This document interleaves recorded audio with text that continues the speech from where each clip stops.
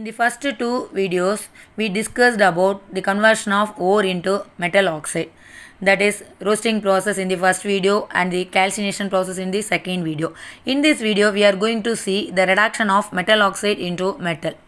Metal oxide can be reduced to crude metal by using a suitable reducing agents like carbon, carbon monoxide, hydrogen, aluminum and other reactive metals such as sodium, etc. But the choice of the reducing agents depends on the nature of the metal only. அதாவது நம்ம நிறைய reducing agents இங்கே பார்த்துருக்கோம். Carbon monoxide, hydrogen, aluminium இதெல்லாம் எல்லாமே எல்லா ரியாக்ஷன்ஸுக்கும் we cannot use. So இந்த சாய்ஸ்ன்றது depends on the மெட்டலோட கேரக்டரை பொறுத்து தான். மெட்டல் எப்படி ரியாக்ட் ஆகுது, அது எப்படி ரியாக்ட் ஆகலை அப்படின்றது நம்மளுக்கு தெரிஞ்சு அதுக்கேற்ற மாதிரி நம்ம சூஸ் பண்ணோம். Here we have two conditions. For this we have two examples also. See the first example. Carbon cannot be used as reducing agent for the reactive metals such as sodium, potassium, aluminum, etc. அதாவது இந்த sodium, potassium, aluminium reactive metal ஓரில் present ஆயிருந்ததுன்னா நம்ம கார்பனை வந்து reducing ஏஜென்ட்டாக use பண்ண முடியாது. In the second example, carbon monoxide cannot be used as reducing agent for the oxide ores such as zinc oxide, aluminum oxide, ZnOAl2O3. இந்த ZnOAl2O3 ஓரில் present ஆயிருந்ததுன்னா we cannot use carbon monoxide. So இதனால தான் இது வந்து nature of the மெட்டல்ஸை depend பண்ணி தான் நம்ம என்ன reducing agent யூஸ் பண்ணுறோன்றதை டிசைட் பண்ண முடியும். Later we will see the selection of reducing agent by Dillingham diagram. Now we will see the smelting process. What is smelting? In smelting process, a flux and a reducing agent such as carbon monoxide is added to the concentrated ore and the mixture is melted by heating an elevated temperature in a smelting furnace. நல்லா listen பண்ணுங்கள். ஃப்ளக்ஸ்னால் ஒன்றும் இல்லை, ஒரு chemical substance தான். தேவையில்லாத வேஸ்ட்டெல்லாம் சேர்த்து ஸ்லாகாக நம்மளுக்கு வெளியே அனுப்பிடும். அதுக்கு பேர் தான் ஃப்ளக்ஸ் சொல்லுவோம். ஸோ இந்த ஃப்ளக்ஸையும் ரெடியூசிங் ஏஜென்ட்டையும் ஃபஸ்ட்டு நம்ம மிக்ஸ் பண்ணிவிட்டு கான்சன்ட்ரேட்டட் ஓரோட கம்ப்ளீட்டாக மிக்ஸ் பண்ணி இந்த மிக்சரை நம்ம ஹீட் பண்ணுறோம். அட் எலிவேட்டட் டெம்பரேச்சர்னால் என்னென்னா, அந்த ஓரோட மெல்ட்டிங் பாயிண்ட் 100 டிகிரி செல்சியஸ்னால் இந்த temperature should be 150 degree 200 degree அந்த மாதிரி இருக்கணும். அதான் எலிவேட்டட் டெம்பரேச்சர். இப்போ ஹீட் பண்ணும்போது we can get the metal. So here we have two examples. See the first example. First one is iron oxide is converted into iron. In the first equation, Fe2O3 react with carbon monoxide, that is reducing agent.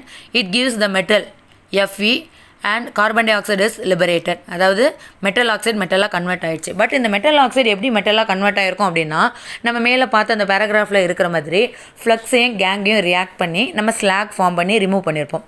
Flux வந்து நம்மளாக add பண்ணோம், CaO, that is basic flux. இந்த gangue SiO2 வந்து நம்மளோட ஓரில் present ஆகிருக்கும். அப்போ இந்த ஃப்ளக்ஸும் கேங்கும் ரியாக்ட் ஆகி combined and together it forms calcium silicate as a slag, CaSiO3. இந்த calcium silicate slag நம்மளுக்கு ரிமூவ் ஆகிடும். இந்த ரிமூவ் ஆனதுக்கப்புறம் we can get the first equation product. First ஈக்குவேஷனில் இருக்க ப்ராடக்ட் அயன் நம்மளுக்கு கிடைக்கும். And see the second example. In this, copper is extracted from copper pyrite.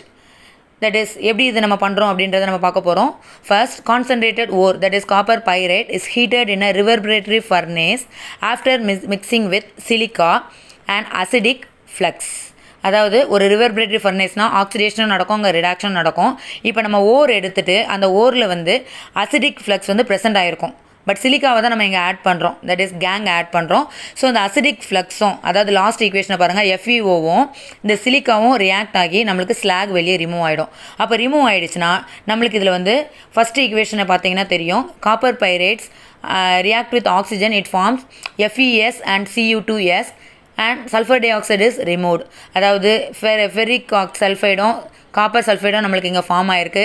Sulphur di oxide வந்து நம்மளுக்கு ரிமூவ் ஆகுது. ஸோ இந்த லாஸ்ட் லைனில் அந்த பேராகிராஃபில் பாருங்கள், the remaining metal sulfates Cu2S FeS first ஸ்டெப்போட product, it mutually soluble and it forms a copper matte. இதுதான் நம்ம காப்பர் மேட்டின்னு சொல்கிறோம். பட் இன்னும் நம்ம வந்து காப்பரை எக்ஸ்ட்ராக்ட் பண்ணலை. நம்ம காப்பர் பைரேட்லேருந்து 2 ப்ராடக்ட் கொண்டு வந்திருக்கோம், அதாவது அயன் சல்ஃபைடும் Cu2Sம். அப்போ மேட்டின்னு கேட்டாங்கன்னா, காப்பர் மேட்டின்னு கேட்டாங்கன்னா அந்த ஃபஸ்ட் ஈக்குவேஷன் எழுதணும். காப்பர் பைரேட்லேருந்து copper matte we can get, that is FeS and Cu2S. So now next we will see how we can get copper from this copper matty. This is we will see in the next video.